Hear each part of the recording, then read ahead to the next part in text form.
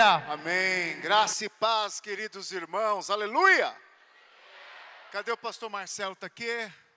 Oh, pastor Marcelo. Nós temos pastores nos visitando aqui também. Fica de pé aí, pastor Marcelo. Pastora Regina. Aleluia.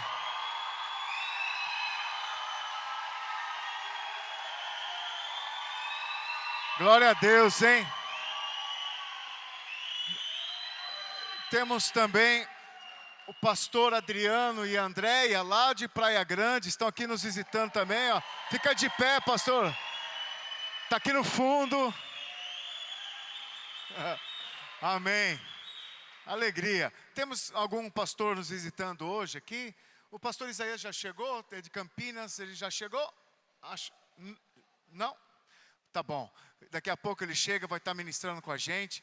Bom, queridos, uma alegria estar reunidos com você. Você precisa me ajudar para não competir comigo, porque eu tenho uma potência na mão aqui. Se eu começar a berrar, você vai ficar surdo. Mas, então a alegria é a primeira conferência aqui da nossa região, né, de Indaiatuba e Jundiaí. Fala aleluia. Eu estou muito feliz, porque eu estou fazendo parte de algo que não vai parar, que vai continuar e muito mais, vai crescer em nome de Jesus. Amém, irmãos? Então no próximo ano vai ser lá em Indaiatuba. É isso aí. Muito feliz com a resposta dos irmãos em Indaiatuba. Jundiaí vai estar lá lutando também junto com os irmãos. Irmãos, nosso propósito em fazer a conferência é trazer uma expressão da nossa igreja, um posicionamento espiritual acerca daquilo que nós cremos, estamos vivendo e profetizando nesses dias, amém? Então nosso coração é promover esse ambiente de fé mesmo, e a nossa unidade, a nossa maneira de nos reunir, uma vez no ano, as igrejas do interior se unindo para adorar o Senhor, para ministrar da parte do Senhor, para concordarem acerca daquilo que Deus tem, é isso que vai mover os céus, eu tenho certeza, a unidade move os céus, amém?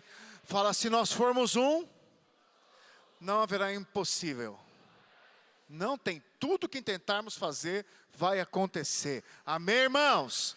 Aleluia, eu quero ministrar algo a você então.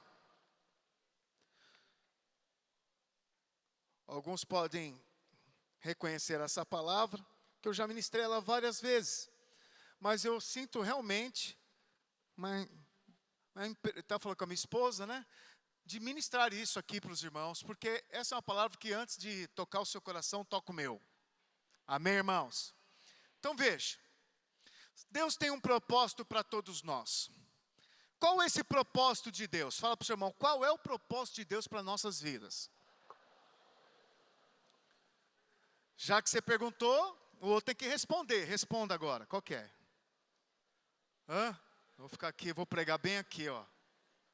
Vou ficar pregando assim e voltando. Qual é o propósito? Pastor, meu propósito de vida é casar. Fala aleluia. Quantos aqui tem um propósito de casar? Olha os desesperados aí. Então é o seguinte, casou, pode morrer. Porque cumpriu o propósito. Quantos querem cumprir o propósito aqui? Então se eu quero cumprir o propósito, meu propósito é casar, então casou, pode morrer. Sem lua de mel, inclusive. Não, pastor, mas não, seu propósito é casar ou até a lua de mel? Não entendi. Não, pastor, meu propósito é ser um grande empresário. Amém, então quando você chegar a ser um grande empresário, você pode morrer. Porque você cumpriu. Toda vez que você falar que o teu propósito tem a ver com coisas terrenas ou ternas, que não são eternas, então você vai ver que vai perder sentido. A hora que você conquista, perde a graça, porque você já tem. Mas o propósito eterno de Deus é que todos nós aqui, não tem muita coisa diferente não, que você vai ouvir, é coisas que você já sabe, pode ser que você esqueceu, mas o propósito eterno de Deus é que eu e você sejamos a exata expressão de Cristo Jesus, o único Deus e Senhor. Você pode dizer amém por isso? parece que o amém diminuiu. Quando eu falei casar, tinha uns desesperados. Mas agora, cadê o... Agora que é o propósito de verdade, você não vai ficar desesperado, não. Quantos aqui querem ser como Jesus? Sabe, então Deus tem esse propósito para nós. E há um mover de Deus nos conduzindo para esse propósito. Deus está propondo algo. O propósito é o destino, mas eu tenho agora que chegar até lá. É a forma. Deus se preocupa com a forma? Sim ou não? Não importa da maneira, o negócio é chegar? Você acha que é assim? Não. Deus tem a maneira dele de formar Cristo em nós. Então tudo que acontece na nossa vida está debaixo da permissão e da boa vontade de Deus. Ou seja, todas as coisas cooperam para o bem daqueles que amam a Deus, segundo o seu propósito. Ou seja, tudo que acontece na sua vida é favor, graça, misericórdia e permissões divinas para que você chegue lá, para que você chegue no final da sua tarefa, que é ser como Jesus. E eu vou ler aqui para você um pedaço bem, uma boa porção da palavra do Senhor, aqui no livro de 2 Samuel, segundo livro de Samuel, capítulo 6. E vou contar a história de um homem que teve experiências bem complexas no começo do seu ministério. Vou falar de Davi. Aqui é o primeiro grande feito de Davi. Davi assume o reinado, presta atenção. O que você faria se você assumisse, a primeira coisa que você assumisse, por exemplo, na empresa, um cargo alto lá, direção geral da empresa, ou a sua célula, se você multiplica, a primeira coisa que você faria, ou o seu casamento, casou, primeira coisa para fazer, ou o emprego, ou qualquer coisa que você comece, porque Davi está numa situação dessa. Davi vai começar algo novo, ele toma posse do reino, e olha o que ele faz, capítulo 6, verso 1, se der para projetar. Tornou Davi a juntar todos os escolhidos de Israel, em número de 30.000. Dispôs-se e com todo o povo que tinha consigo, partiu para Baalá de Judá, para levarem de lá para cima a arca de Deus, fala aleluia, sobre o qual se invoca o nome do Senhor dos exércitos, que se assenta acima dos querubins, fala aleluia. Primeira coisa que Davi foi fazer então, assumiu o reinado, ele foi fazer o quê? Foi fazer um banquete, foi fazer uma viagem para qualquer país, aí foi para Cuba, foi fazer o quê? Ele foi buscar a arca, ele foi trazer o quê? O que a arca representa? Você sabe, a arca é onde se invocava o nome do Senhor. A arca ficava dentro lá do Santo dos Santos, no tabernáculo, e quando o sumo sacerdote entrava, descia uma coluna de fogo, era a presença de Deus. A arca sempre esteve com o povo, mas os filisteus tinham tomado a arca, e por anos a arca ficou longe, ficou distante do povo. O povo era liderado, o povo era guiado sem a presença. Lá no Velho Testamento, você vê na época de Moisés que ninguém andava se a coluna de fogo não andasse. Eles ficavam parados esperando ser guiados. Se ela parava, todo mundo parava. Se a presença parava, ninguém dava um passo, ninguém fazia uma escolha. Porque eu não quero tomar nenhuma decisão se Deus já não tenha tomado. Porque se é para parar, se Deus quer que eu pare, eu paro. Ou seja, total dependência de Deus. Mas houve um tempo onde o povo já não mais era conduzido pela presença. E Davi faz a primeira coisa, o primeiro grande feito. Olha, eu não quero governar sem a presença. Coisa de homem de Deus, sim ou não? Sim ou não? Nobre, sim ou não? Poderoso, sim ou não? Tem tudo para dar certo, sim ou não? Quando você coloca Deus no negócio, vai dar certo, sim ou não? Sim ou não? Vamos ler. Puseram, verso 3, a arca de Deus num carro novo, e a levaram da casa de Abinadab, que estava no outeiro. E Uzá e Aiô, filhos de Abinadab, guiavam o carro novo. Levaram-no com a arca de Deus da casa de Abinadab, que estava no outeiro, e Aiô ia adiante da arca. Davi e toda a casa de Israel alegravam-se perante o Senhor, com toda sorte de instrumentos de pau de faia, com harpas, com saltérios, com tamboris, com pandeiros e com símbolos. Quando chegaram à ira de Nacon, estendeu Uzá a mão à arca de Deus e a segurou, porque os bois tropeçaram. Fala para o seu irmão, bois tropeçam. Então veja, a cena é o seguinte: primeira obra, coisa grandiosa, vou consagrar meu trabalho, vou consagrar o meu reinado, vou consagrar minha família, vou consagrar meu casamento, vou consagrar, eu quero o Senhor. Então eu pego, vou buscar a arca do Senhor, e todo mundo feliz. Um clima de alegria, a arca está voltando, a presença está voltando, a vida de Deus está vindo para a nossa cidade, fala aleluia. Mas de repente o boi tropeça, e Uzá,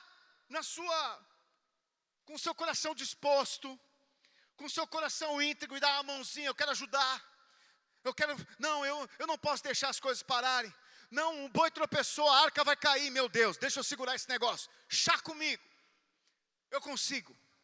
Então Uzá estende a mão e no verso 7 diz: então a ira do Senhor se acendeu contra Uzá, e Deus o feriu ali por esta irreverência, e morreu ali junto à arca de Deus. Uau! Estava tudo sendo feito certinho, modo da boa vontade. Nós priorizamos a Deus, Deus está em primeiro lugar, não tomamos nenhuma decisão, fomos buscar o Senhor, e trazendo a arca de volta, então, alguém com a boa vontade, porque o boi tropeçou, incidentes acontecem, e aí foi segurar a arca, Deus mata Uzá. Vamos continuar lendo. Desgostou-se Davi, verso 8, porque o Senhor irrompera contra Uzá, e chamou aquele lugar Pérez Uzá, até o dia de hoje. Temeu Davi ao Senhor naquele dia e disse: como virá a mim a arca do Senhor? Não quis Davi retirar para junto de si a arca do Senhor, para a cidade de Davi, mas a fez levar à casa de Obed-edom, o geteu. Eu acho que na hora o Davi pensou assim: Deus não está comigo, Deus não está nisso, Deus não quer isso. O que eu fiz? Onde será que eu errei? E desgostoso então, Deus manda a arca para a casa de Obed. Ficou a arca do Senhor, verso 11, em casa de Obed-edom, o geteu, 3 meses. E o Senhor o abençoou, e a toda a sua casa. Fala aleluia. Fala, onde a arca para, o Senhor abençoa toda a casa. Fala aleluia. Verso 12. Então avisaram a Davi dizendo: o Senhor abençoou a casa de Obed-edom e tudo quanto tem, por amor à arca de Deus. Foi, pois, Davi, e com alegria fez subir a arca de Deus da casa de Obed-edom.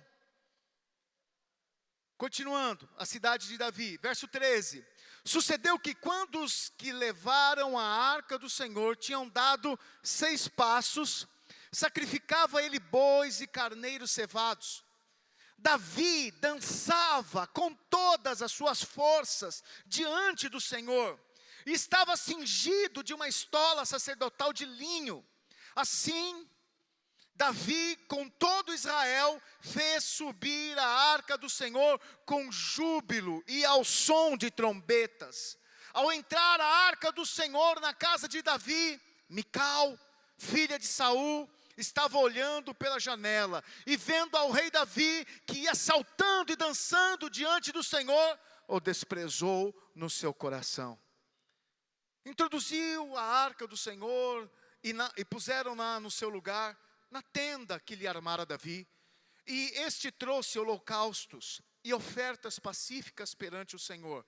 Tendo Davi trazido holocaustos e ofertas pacíficas, abençoou o povo em nome do Senhor dos Exércitos.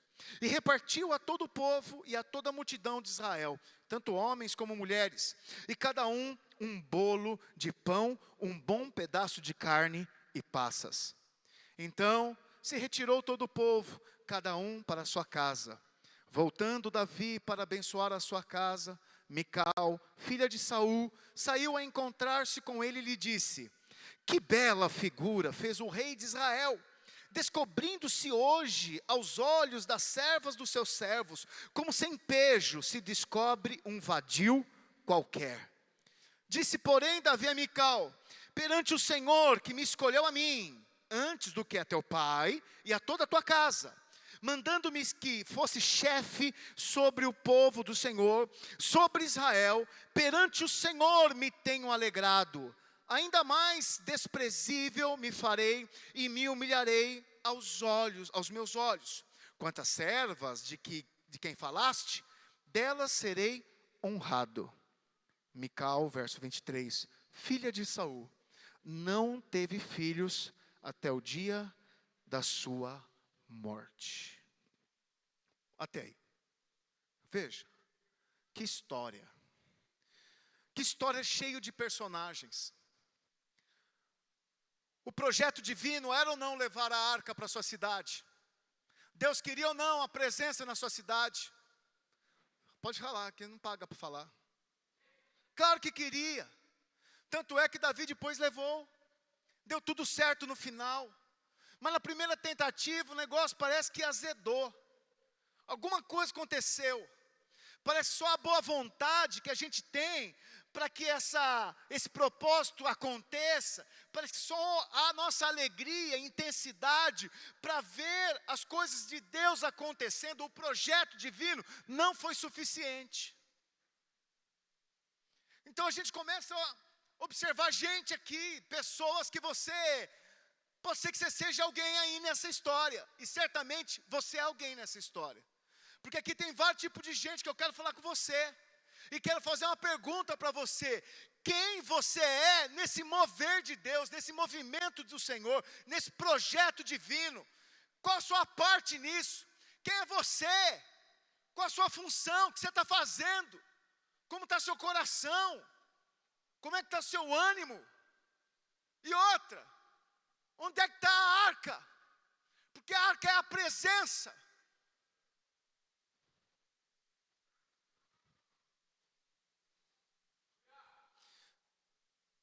E aí eu posso chamar o seguinte, presta atenção, porque a grande diferença, se você olhar, é que na primeira tentativa, a arca foi colocada sobre onde?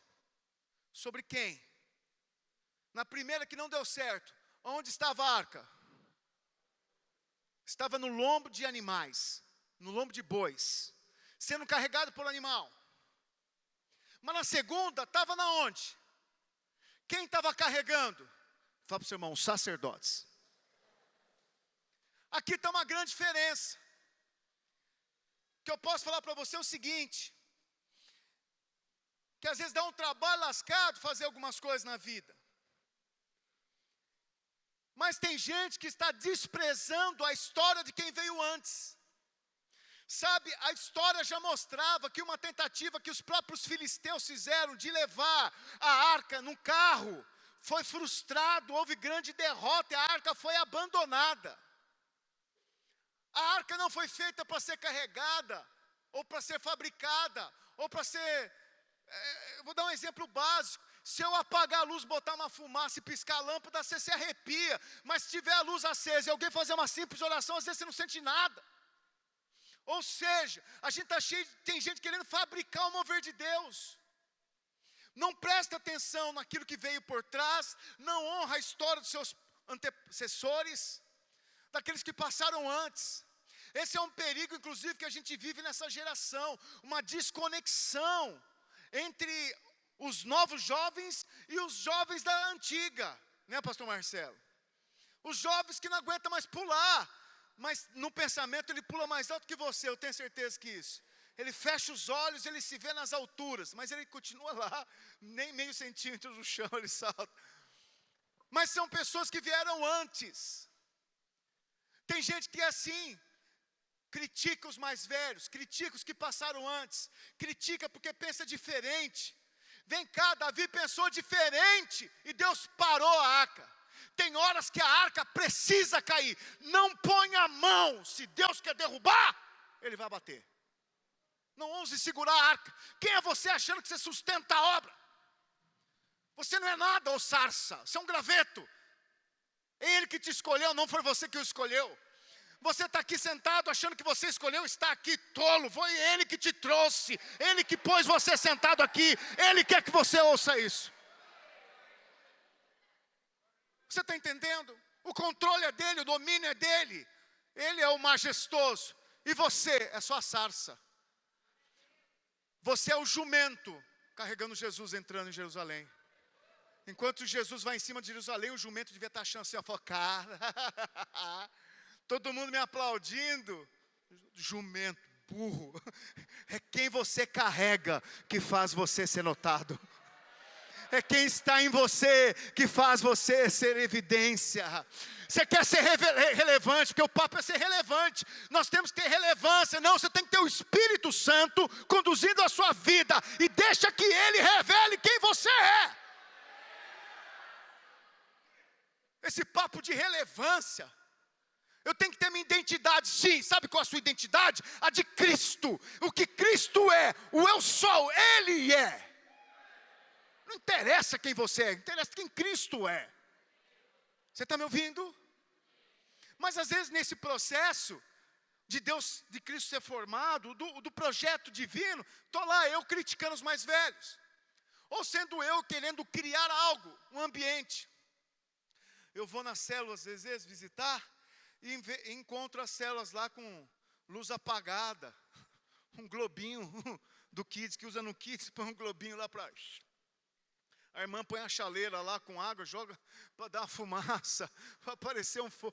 Sabe por quê? Porque às vezes a gente está entrando nesse ambiente, que para a gente perceber, para que você possa ser tocado, você precisa ter um clima. Tem que ter um clima, tem que criar um clima. Irmão do céu, que clima é esse que a gente precisa criar? Isso é um artefato só para massagear nossa alma. O que importa é que a presença de Deus está em você. Mas eu não sei se você está com ela assim tão sensível, se você a percebe. Mas tem gente querendo fabricar e se mover. Não era para pôr em bois. Sabe, eu fico pensando às vezes, é porque carregar a presença para alguns dá um trabalho, é melhor pôr num boi. Ou terciarizar. Vamos terciarizar essa responsabilidade de buscar a Deus. Deus não quer ser conduzido em coisas. Deus espera que sacerdotes conduzam a presença. É isso que Ele, antes era só os sacerdotes. Lembra? No Velho Testamento existia a tribo de Levi e os sacerdotes, que podia ser qualquer de tribo, alguém que quisesse ser. Eles eram consagrados, abriam mão das suas heranças. A herança do sacerdote é o Senhor. Mas no Velho Testamento algo mudou. Antes era para alguns. Mas lá em 1 Pedro, capítulo 2, verso 9 diz: pois vós sois raça eleita, sacerdócio real, nação santa, povo de propriedade exclusiva de Deus, assim de vos dar aquilo que lhe aprove, aquele que nos chamou das trevas para a sua. Então quem é sacerdote agora, depois que Cristo veio? Todos nós somos sacerdotes. O véu se rasgou. Não tem mais alguém que precisa entrar na presença para poder apresentar as suas questões. O véu está rasgado. Você é chamado. Você é um sacerdote. É você quem carrega a presença. Não é um carro de boi. Ah, pastor, mas dá trabalho. O que dá trabalho? Para quem está apaixonado, andar 5 milhas, 10 quilômetros, não dá trabalho nenhum. Mas para quem não está apaixonado, irmãos, para levantar para pegar água. Você já viu aquele negócio? Tem até uns memes na internet, né? O cara levanta, fala assim, bem, ele se joga no chão. Porque levantou, vai ter que trazer água. Não quero trazer água. Ou seja, perdi a paixão. Quem está apaixonado gasta horas no espelho se preparando para encontrar com o amado, com a amada. Sim ou não? Só quem está apaixonado. Você está do lado do seu marido, vê se ele responde agora, porque agora é um bom momento. O cara se arruma, você está apaixonado, o irmão nem está orando, está fazendo corte, começa a passar perfume. Você quer saber se alguém está orando por alguém, se ele começou a passar perfume? Está orando. Se passou perfume, é porque já está orando por alguém. Cabra safado. Antes era um catinguento, suvaqueiro, agora não. Vem para a célula, cabelo engomado, na régua, como a turma fala. Deixa eu falar algo para você. Quando a gente está apaixonado, quando a gente precisa, deseja algo, a gente caminha a distância que for. A gente vai dormir tarde, acordar cedo. A gente quer fazer as coisas juntos, a gente tem alegria. Nada é peso. Mas não sei o que aconteceu no coração de Davi, do povo na época, foi o seguinte, ó, galera, é o seguinte, está longe esse lugar, vai dar um trabalho lascado, pega uns bois. Sabe, a gente às vezes, a gente trabalha de maneira a querer facilitar o nosso trabalho. Agora é o seguinte, eu não preciso ler a Bíblia não, boto ela no áudio. Fica falando lá, eu durmo ouvindo a Bíblia. Irmãos, eu li a Bíblia em 2 meses. Como? Pus para ouvir, dormindo.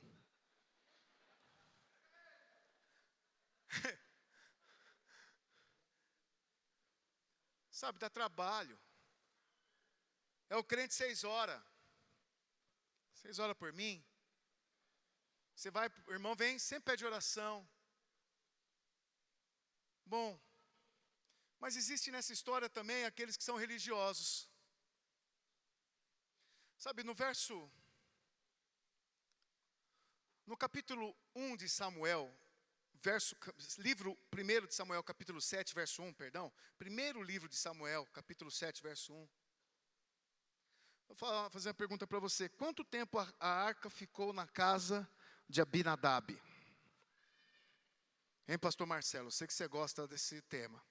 Quanto tempo a arca ficou na casa de Abinadab? Vamos ler? Então vieram os homens de Kiriat Jearim e levaram a arca do Senhor à casa de Abinadab, no outeiro, e consagraram Eleazar, seu filho, para que guardasse a arca do Senhor. Sucedeu que, desde aquele dia, a arca ficou em Kiriat Jearim, e tantos dias se passaram que chegaram a 20 anos. Fala 20 anos. E toda a casa de Israel dirigia lamentações. Vai lá, pensa aqui um pouquinho. 20 anos a arca na sua casa. Então chegou a arca. Uzá e Aiô, 20 anos mais novos. 2 menininhos. Chegou a arca. A arca é qualquer caixinha? O que é isso, irmão? Pensa num brinquedo da hora. Uma baita de uma caixa dourada, de ouro, umas hastes enormes. A caixa tinha uma tampa. Em cima da tampa tinha o quê? 2 querubins. E os 2 querubins assim, ó, olhando para algo que tinha dentro da arca, mas está tampada. Os querubins olhavam e faziam, ó, assim, ó. Tem algo poderoso aí dentro. Primeiro dia, todo mundo botou a arca. Eu acho que eles não botaram a arca assim escondida. Eles botaram um lugar de honra. É a presença. Pode ser que botaram um véu assim, porque eles tinham receio. Usaram um modelo de Moisés. Não sei. Mas uma coisa eu sei. Que quando Abinadab saiu para trabalhar, quando a mulher de Abinadab foi lavar as roupas lá no riacho, Uzá e Aiô fizeram o quê? Uzá, Aiô. Uzá, Aiô. Foi aí que surgiu o nome do Aiô.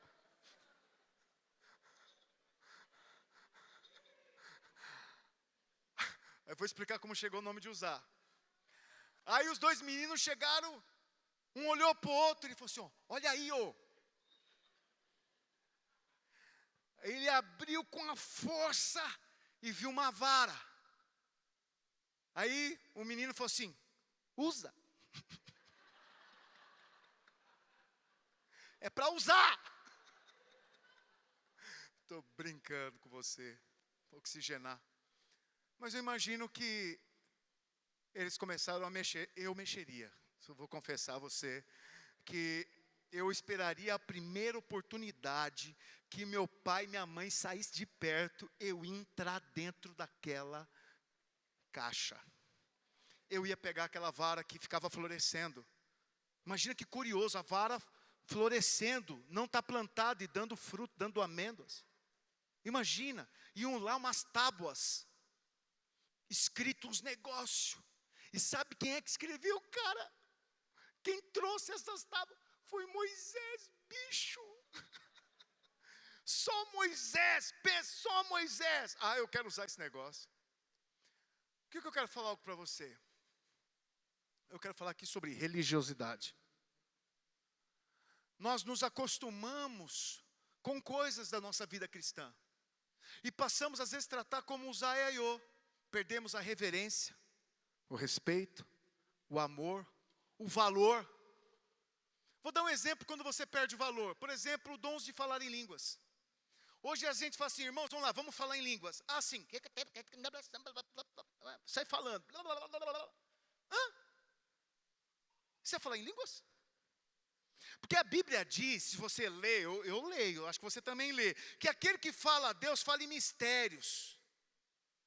Eu então imagino que você que está falando em línguas, está falando com Deus, pelo menos tem que ter reverência, porque quem fala com Deus treme, quem fala com Deus se quebranta, quem fala com Deus cai com a boca no pó, quem fala com Deus perde o sentido, quem fala com Deus tem experiências poderosas. Mas nós somos o tipo de igreja, inclusive, que secularizam falar em línguas, e virou, sei lá, um descarrego, ora em línguas. Porque alguém que fala com Deus, ele tem que demonstrar que está cheio dele, que está quebrantado. Mas às vezes nós nos tornamos como usar, nas coisas que falam de Deus, nos dons. Perdemos o temor para profetizar e profetizamos qualquer profetada. Perdemos o temor para compartilhar visões que às vezes são equívocos. Sabe, são coisas, está cheio de vontade natural. É porque eu tenho que falar, é porque se eu não falar eu sou... Irmãos, tem muita gente religiosa lidando com aquilo que Deus quer fazer.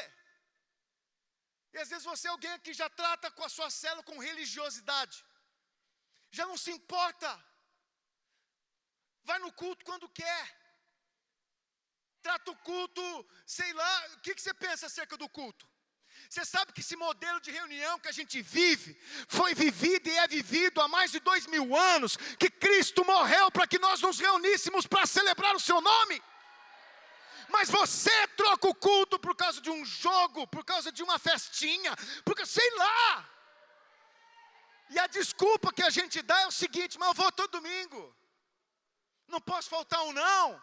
Você pode faltar, você pode não ir, você pode fazer o que você quiser.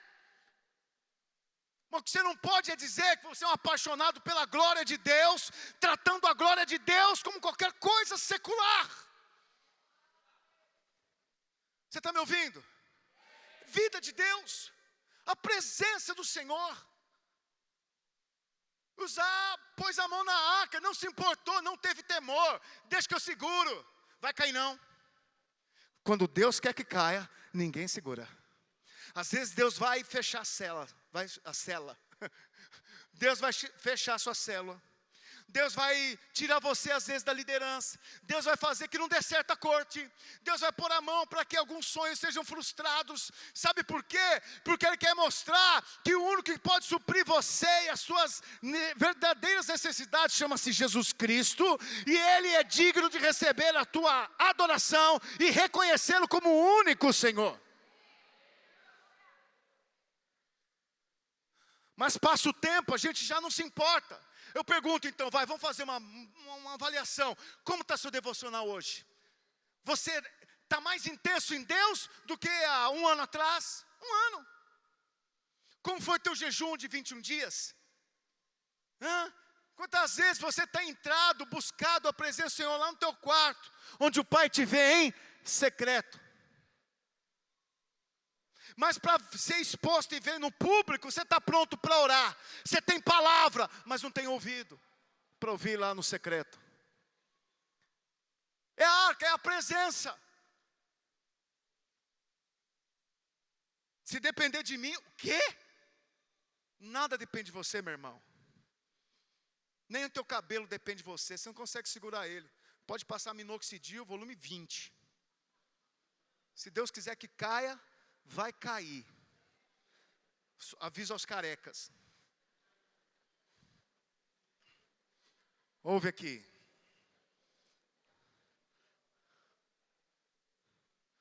Quais as coisas da nossa vida a gente tem tratado assim, sem temor?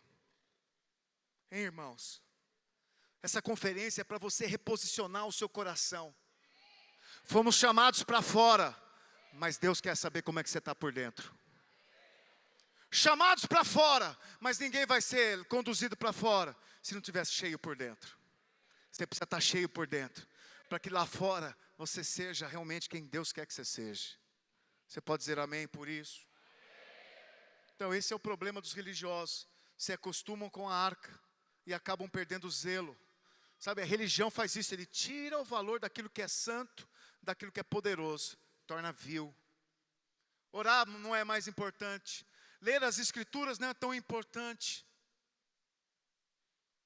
Ir num culto não é tão importante. Então o que é importante?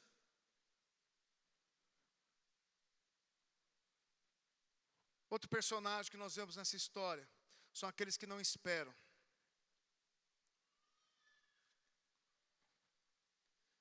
Sabe, o texto diz que Aiô ia à frente da arca e o povo vinha atrás se alegrando. Nesse processo então de trazer essa presença, tem aqueles que tomam as decisões precipitadas. Mas está dando errado, faz alguma coisa. Mas quem falou que é para fazer? Mas a célula vai fechar, mas quem falou que ela é para ficar aberta? Não sei. Vamos orar. Vamos perguntar para Deus. Mas está falando que é esse emprego. Não, eu tenho que mudar de emprego. Você já viu assim? Quem que ora para mudar de emprego aqui? Você ora para entrar. Mas para mudar, às vezes as pessoas não oram. Por quê? Porque é só oferecer um bom salário melhor que você fala, é de Deus. Se for de Deus, vai dar certo. Se não for, é do diabo. E a gente despreza a guerra espiritual, despreza que o diabo está aí tentando roubar os filhos de Deus, impedir a sua alegria. Esse negócio que se der certo é de Deus, se não der é do diabo, irmãos, é papo de gente preguiçosa que não gosta de orar. Se o irmão fala para você, ó pastor, eu tentei lá, mas se der certo é de Deus. Vá orar, porque se é de Deus, dando certo ou dando errado, é de Deus. Vou dar um exemplo para você. Eu queria muito trabalhar numa empresa chamada ABB. O Alexandre conhece. Famosa. Eu trabalhava numa empresa chamada CGLEC, mas eu queria muito trabalhar lá porque era o meu sonho, meu desejo. E eu lembro que eu fiz a primeira entrevista, o cara me entrevistou, o nome do rapaz era Eurico. O Alexandre vai conhecer porque ele foi, acho que ele é CEO da Marangoni. Cadê o Alexandre? Está aí. Você conhece o Eurico? Conhece? Ele me entrevistou. Isso foi no ano de 1998. O Alexandre usava fraldas nessa época. Não? Ainda usa então? Tô brincando.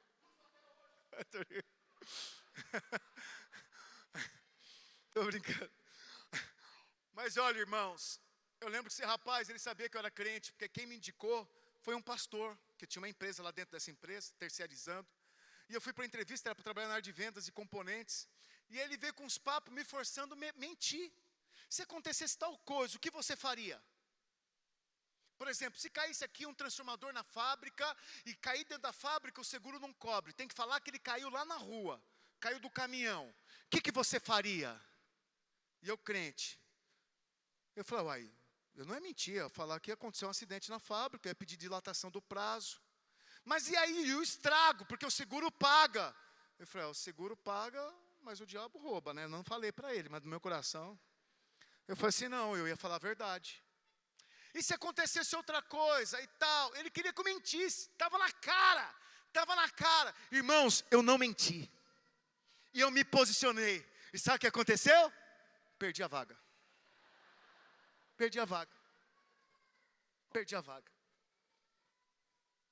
Engenheiro trainee.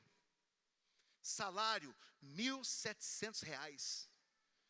1998. Passou um mês, eu lembro até hoje. Estava orando lá com meus irmãos. E aí, a esposa do Luiz, um amigão nosso, falou o seguinte: César, eu sinto no coração que Deus vai saciar o teu sonho. Você vai trabalhar na BB. E eu falei, eu creio. E orei concordando, falamos amém. Passou um mês, nova vaga, me chamam para entrevista. Aí faz entrevista, e sabendo que eu era indicação de pastor, crente. E faz entrevista, pergunta e tal, e falou assim, nós gostamos da sua vaga, do seu perfil. Qual é o seu salário hoje? Eu falei, eu ganho R$1.600. Trabalho lá na Paulista. E ela falou assim, então, aqui você vai ganhar R$1.700. Só que tinha um detalhe, deixa eu te falar. Quando eu fui chamado pela segunda vaga, eu falei assim, Deus, eu vou para essa entrevista, mas eu só fico se o salário for R$2.000. Falei com Deus isso. R$2.000, Senhor. Não é que eu sou avarento, não. É porque eu quero ganhar mais dinheiro para ajudar meus barrigudinhos em casa. E eu quero ser abençoado, sim. Eu orei assim. E eu lembro que chegou a selecionadora, o gerente conversou, João Marcos Santiago, o nome dele. Conversou tal, acertou, beleza, vai lá então. Então é o seguinte, quanto é que você ganha? Eu falei, ganho 1.600, eu ganhava 1.600. Podia ter falado 1.900. Porque eu quero ganhar, eu quero dar um jeitinho, fabricar o mover. Está percebendo aqui o boi tentando carregar a presença?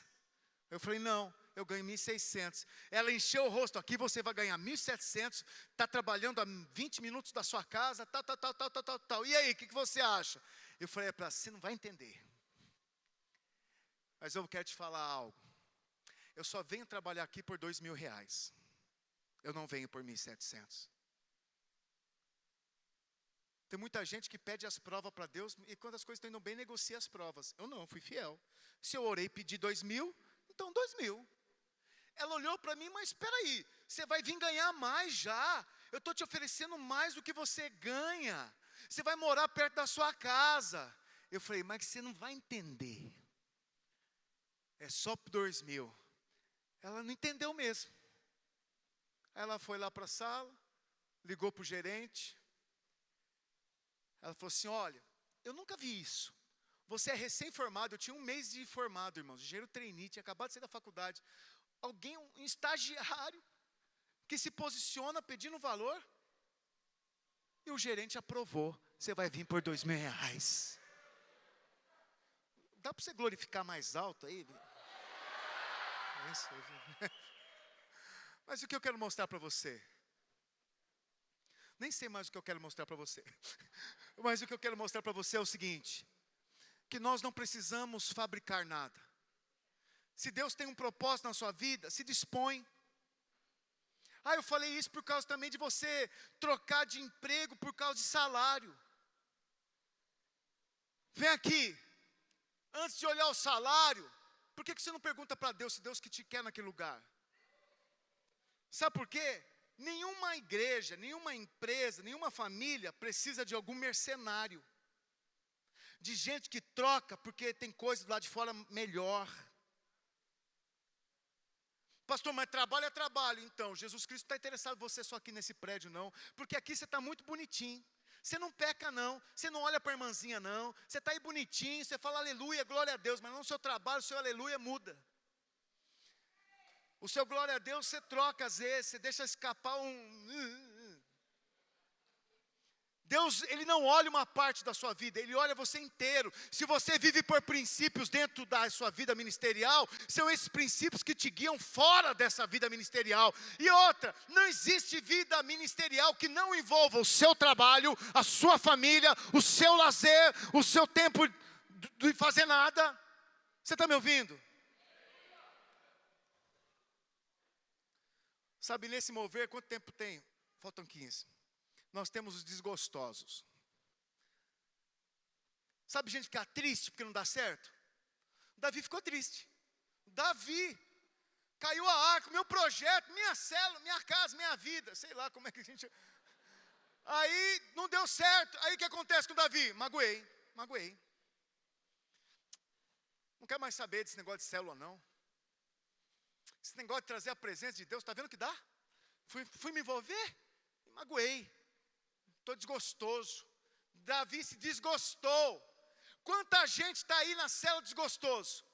Às vezes você está aqui desgostoso. Vem empurrado. Porque a tua mulher te trouxe. Se você não viesse, você ia ficar ouvindo. E outra, amanhã você quer pescar, porque aqui no interior pesca. Amanhã você quer pescar, então você trocou. Amanhã eu vou pescar, eu vou na igreja. Posso? Se eu for na igreja, você deixa eu pescar? O que eu quero dizer é o seguinte: você está aqui a contragosto. Pode ser que você seja alguém que está fazendo a obra de Deus desgostoso, porque algo não deu certo. Você sabe por que não deu certo? Porque Deus não quis que desse certo. Que se Ele quisesse que desse certo, quem é você para impedir o agir de Deus? Quem é você? Uma vez um irmão ficou chateado, porque achou, a minha equipe lá, que, eu queria ser escolhido, pastor, mas eu acho que fulano, quando eu cheguei na Armênia era isso, eu encontrei essa frase uma vez lá, porque tinha um rapaz lá, que era um discipulador, que tinha expectativa de ser o pastor daquele prédio, aí me chamaram, e aí falaram numa reunião para mim, olha, nada contra o Senhor, mas quem deveria ser o pastor dessa igreja é o fulano. Aí eu falei assim para eles, olha, eu não conheço muito assim o fulano, das antigas aqui, mas vou te falar, esse irmão não está qualificado para ser pastor. Na frente dele, de todo mundo, eles arregalaram o olho desse tamanho. Como é assim, pastor? Deixa eu fazer uma pergunta para vocês. Vocês acham que tem algum homem maior do que Deus? Responda. Tem alguém que tem mais poder do que Deus? Então como você pode achar que se Deus levantou outro, é coisa de homem? Irmãos, Deus esmaga os homens. Deus acaba com a vontade dos homens. É Deus quem levanta, ainda mais quando se trata da obra dele. É o Senhor quem te levantou. E você tem que lembrar disso então. Se você está aí nessa célula e a célula está encruada, as coisas não estão acontecendo, você está desgostoso, deixa eu falar, foi Deus que te colocou nessa célula, porque você é o melhor para esta célula, e esta célula é o melhor para a sua vida. Você não escolheu essas pessoas não te escolheram, mas Deus escolheu você para elas. Homem nenhum consegue mudar essa história. Não, eu vejo a mão de homem levantando pessoas. Então se é de homem não prospera, porque o que é de Deus, ninguém pode fechar e nem abrir. É de Deus, irmãos. Foi Deus que nos uniu, foi Deus que nos colocou por esse tempo juntos, foi Deus que te pôs na sua igreja. Para desse papo é o seguinte, ó, Deus me disse, eu sinto que o meu tempo, então você está sentindo, enquanto você está sentindo é da sua alma, devia ficar quieto. Você não sente de calar a boca. Sabe coisa que eu não vejo as pessoas sentirem? É de ficar quieta. Eu estou sentindo de ficar quieto. Nunca ouvi isso. Olha, estou sentindo de calar a boca. Não, eu estou sentindo algo da parte. Deus, porque quando fala Deus me disse, aí lascou. Deus disse, se Deus disse, então Deus que faça. Irmãos, pare de ficar desgostoso com aquilo que Deus te deu. Pare de reclamar. Pare de terceirizar a responsabilidade. Sabe por que você está com essa célula encruada? Porque Deus espera que você seja um canal de bênção. E creia que só o Senhor vai mudar a história da sua célula. Não pense que tem a ver com você não. Largue de ser o jumento carregando Jesus. Os aplausos não são para você. É o Senhor quem está fazendo. É o Senhor quem vai fazer. Fala aleluia. Mas tem nessa história aqueles que pagam preço. Davi ouve lá então que a casa de Abinadab, de Obed-edom, agora, ficou então a arca lá, e 3 meses que a arca ficou lá, tudo prosperou, e ele se alegra, e fala, então vamos buscar a arca. Aí tem uma qualidade, aqueles que não desistem. Nessa história mostra a história de um homem que creu na segunda chance.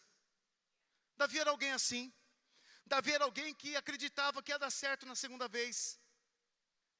Ele sabia que podia falhar, sim ou não? Deixa eu falar algo. Por que Davi pegou 5 pedras para lutar contra Golias? Por quê, irmãos? Porque se ele errasse a primeira, ele ia tentar a segunda.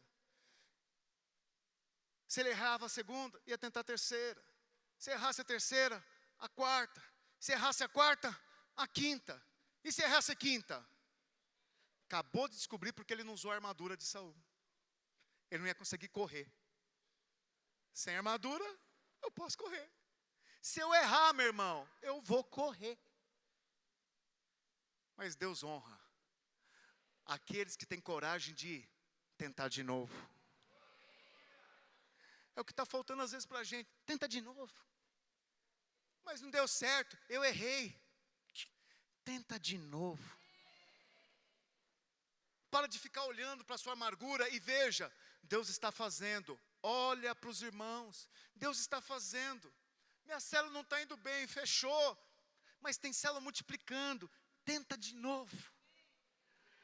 Ah, mas meu emprego, acho que essa é a minha profissão, mas tem gente sendo abençoada. Tenta de novo. E tenta de novo, porque se Deus falou, vai acontecer. Não abra mão. Aquele que começou a boa obra é fiel para completá-la. Vai acontecer, eu quero que você fale, vai acontecer. Sabe, não deu certo. Eu tentei agradar a esposa, nós não achamos um meio comum. Tenta agradar de novo, e tenta agradar mais uma vez, até que fique tudo em paz. Tenta de novo, eu não consegui, meu filho veio, eu perdi a cabeça, mas então, vai ter oportunidade, tenta de novo. Tenta de novo, tenta fazer diferente, tenta ser melhor, tenta acertar, porque não vai ser a sua mira, mas vai ser o favor de Deus. Ou você acha que foi a pedra que matou Golias? Foi a pedra que derrubou Golias? Para de ser tolo. Golias caiu com a cara para frente. Quem já tomou pedrada? Seja sincero. Eu já tomei pedrada. Se você tomar uma pedrada de frente, na frente você cai para onde? Cai para trás. Mas aquele Golias caiu para onde? Caiu para frente. Quem tenta de novo, ele pega lá, pega e fala assim, vai ser agora, será que vai dar certo? Eu não sei, mas uma coisa eu sei, se Deus é por mim, quem será contra mim? Vai, vou. A hora que ele joga a pedra, Deus vem com aquela alegria e fala, esse garoto ele persevera, esse garoto tenta de novo, esse garoto não desiste, então toma Golias. Pá! Aquela pedra entra, a cabeça de Golias engole a pedra, e bum. Até teve um Davi de Indaiatuba, não teve? Cadê ele? Cadê o Davi de Indaiatuba? Ah, que você já viu essa pregação. Você já viu essa pregação. Mas eu quero dizer algo para você. Deus é por você, Deus é contigo. Não deu certo, continua. Tem várias pedrinhas. Davi olhou e falou assim, eu tentei uma vez, mas eu sei qual é a vontade de Deus. Eu quero esta arca na minha casa, eu vou buscar. E agora ele se põe então lá para buscar. E agora ele faz algo diferente, coloca sacerdotes. Coloca homens cheios carregando a presença. Essa é a diferença. Por isso que o Senhor falou que nós somos agora sacerdotes, reinos e sacerdotes. Você carrega a presença. E aí lá, cada passo, cada 6 passos. Eu sempre brinco com você, quanto que mede um passo? Qual a medida de um passo, Tiago? Você é altão, 1 passo. 1 metro. Mas se você botar nas suas costas uma arca, e a última vez que alguém tentou segurar essa arca, Deus fulminou Para quanto vai reduzir o seu passo? Uns 20 centímetros. Se borrou todo, tadinho. 20 centímetros. Vamos ser mais precisos. Meio metro. Meio metro. A cada 6 passos, vezes meio metro, quantos metros dão? 3 metros. A distância da casa de Obed-Edom até a cidade de Davi, uns 15 quilômetros. Pega 15.000 metros e divide por 3 metros. Quantas paradas? 5.000 holocaustos. Bois cevados sendo imolados. Nessa história de trazer o mover de Deus, tem gente que paga o preço e não reclama e se alegra. Eu vou me gastar e me deixar gastar. Eu vou dar aquilo que eu tenho, tudo que eu posso é do Senhor. Então ele não poupa. Nessa história de mover de Deus, tem aqueles que investem tudo, que investem a vida, investem a família, trazem juntos, perseveram, se alegram juntos e por isso desfrutam. Muita gente não paga o preço, e é por isso que a arca fica na casa dos outros. Deus não quer ficar na casa de um só, tem para você, mas se você investir, você desfruta. Você está ouvindo? Posso ouvir um amém? Aqueles que pagam preço. E por fim, a equipe aqui de Indaiatuba, praise. Indaiatuba, praise. Come on. Mas nós temos um personagem que está cheio de gente assim nas igrejas. Que são aqueles que não geram, por isso que não geram. São os que criticam. Mical olhava o seu esposo. Quem era Mical, irmãos? Era a primeira esposa de Davi. Filha de quem? Filha do Lula. Filha de Saul. Filha do rei. Como é que Davi casou com ela? Davi venceu um gigante. Davi fez aquilo que Saul não fez. Davi se dispôs a fazer aquilo que o povo teve medo de fazer. E ganhou um baita de um prêmio. Uma mulher que criticava. Diz a palavra do Senhor.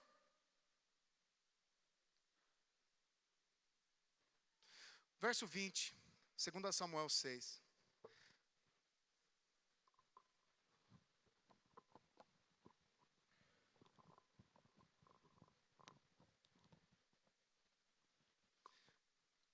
Verso 20 está projetado?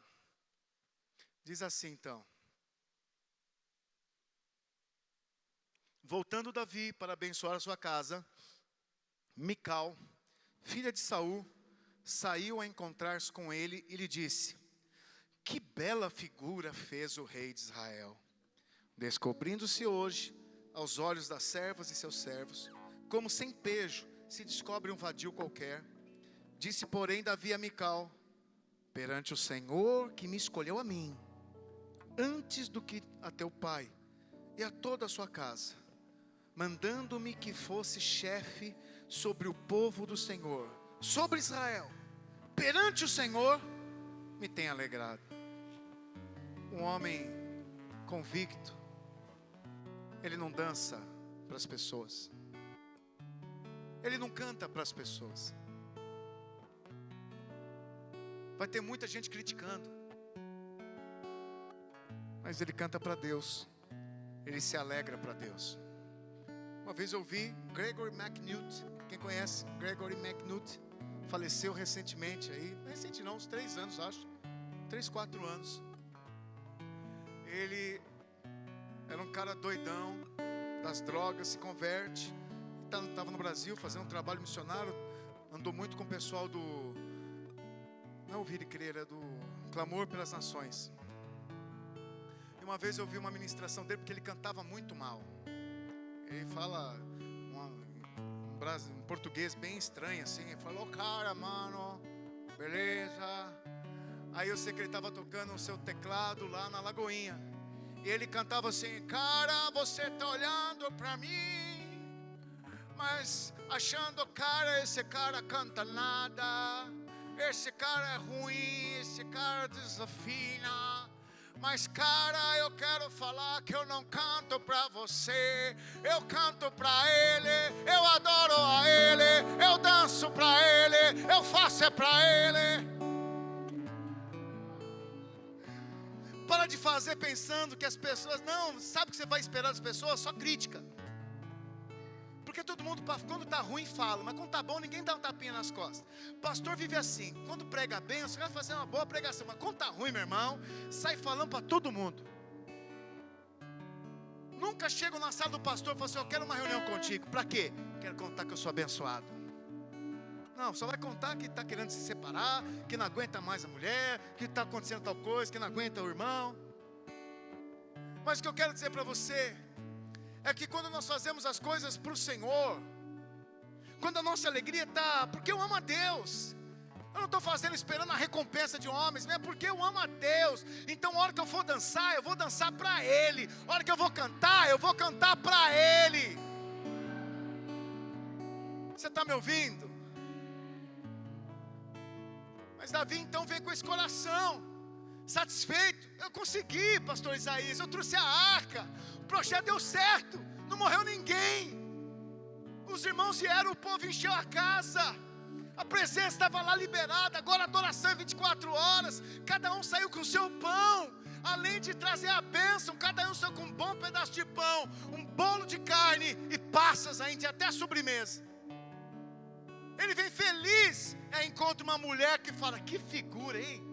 Parece um vadio, mas já se viu. Então, no verso 22 ele diz: ainda mais desprezível me farei e me humilharei aos meus olhos. Quanto às servas de quem falaste, delas serei honrado. Mical, filha de Saul, não teve filhos até ao dia da sua morte. Qual o problema de criticar o mover de Deus? Quem critica são os que não geram, não tem fruto. A vida angustiada. Imagina a vida dessa mulher, a primeira esposa, a que não deu nenhum filho. Dela não suscitou o próximo que reinou, mas de uma desfavorecida, viúva, vítima de abuso, autoridade, sofreu um adultério. Dessa Deus levanta o próximo grande rei. Está vendo que também é com você? Mas às vezes nós nos posicionamos de maneira tão estranha. Falamos que fazemos parte do mover de Deus, mas nossa vida é cheia de religiosidade, cheia de gente cética, cheia de gente desgostosa, cheia de amargura, cheia de angústia. Essa tarde, Deus está fazendo uma pergunta para você: quem é você no meu mover? Quem é você diante da obra, diante do meu propósito? Qual o seu posicionamento? Eu queria que você ficasse de pé.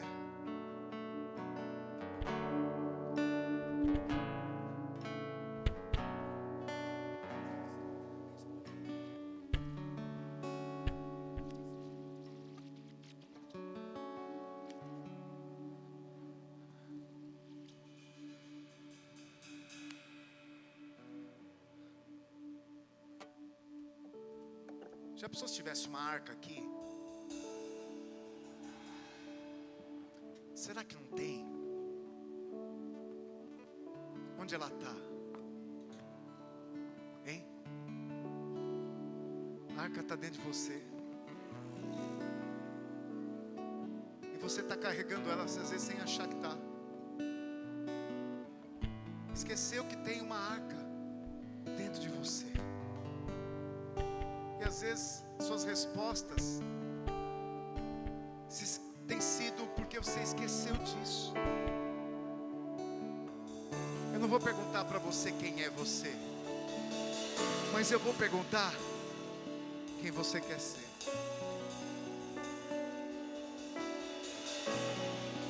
Se até hoje você foi alguém que carregou de qualquer jeito a arca, esquece isso. Deus diz que as coisas velhas se passaram, eis que tudo se fez novo. Ele rasgou o véu. Você tem livre acesso. A arca está em você. Agora, se você quer ser aquele que adentra, carregando a arca para dentro da cidade, eu queria que você saísse do seu lugar e nós nos uníssemos aqui. Eu queria chamar a geração de Davi, daqueles que carregam a arca, daqueles que já sofreram, que já se desgostaram, que já se entristeceram, que já criticaram, mas hoje que fazem parte daqueles que dispersam das suas vestes, despem das suas vestes, que remove tudo que cobre, que se expõe e que vem falar assim: Senhor, eu me rendo a Ti. Eu sou como Davi. Eu vou dançar sim. Eu vou me humilhar sim. Eu vou sim me quebrantar. Eu não estou nem aí que vão pensar de mim, mas uma coisa eu sei: que a arca está em casa, e onde a arca está, ela abençoa, e a graça do Senhor e o favor cercam todos que estão ao nosso redor. A arca está em você. Você não tem cara de boi. Você é um sacerdote. Faz assim, ó. Tira a roupa do religioso. Tira a máscara do crítico. Os mascarados que vivem criticando. E começa agora a pôr assim sua estola sacerdotal. E eu quero que você cante essa canção comigo. Eu quero que você invoque o Senhor com o seu coração. E você vai cantar essa canção com tanta força, com tanta paixão, que você vai sentir o fogo e a presença investindo em sua vida.